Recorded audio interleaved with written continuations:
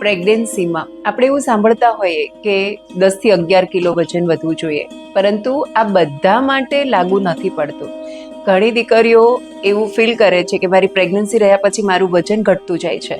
તો પહેલા 3 થી 5 મહિનામાં કોમન છે, કારણ કે જ્યારે બોડીના બધા હોર્મોન્સ સેટ થઈ રહ્યા છે, નોશેટિંગ, વોમિટિંગ, કબજિયાત, આ બધા કારણોથી ઘણીવાર આપણું જે વજન છે તેના કરતાં પણ ઘટવાનું છે, પરંતુ તેનાથી બાળકને કોઈ નુકસાન થવાનું નથી. તો એ બાબતે બિલકુલ ચિંતા કરવાની જરૂર નથી. હવે 4-5 મહિના સુધી માતાનું વજન ઘટી રહ્યું છે તો એ સ્વીકારી શકાય.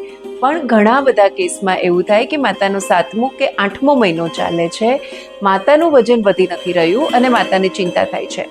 આ કેસમાં જો તમારી સોનોગ્રાફી નોર્મલ છે, બાળકનું વજન જે આ સમયે હોવું જોઈએ 700 ગ્રામથી 900 કે 1000 ગ્રામ વચ્ચે એટલું વજન છે અને બાળકનો બ્લડ ફ્લો બરાબર છે, તો પણ માતાએ ચિંતા કરવાની જરૂર નથી.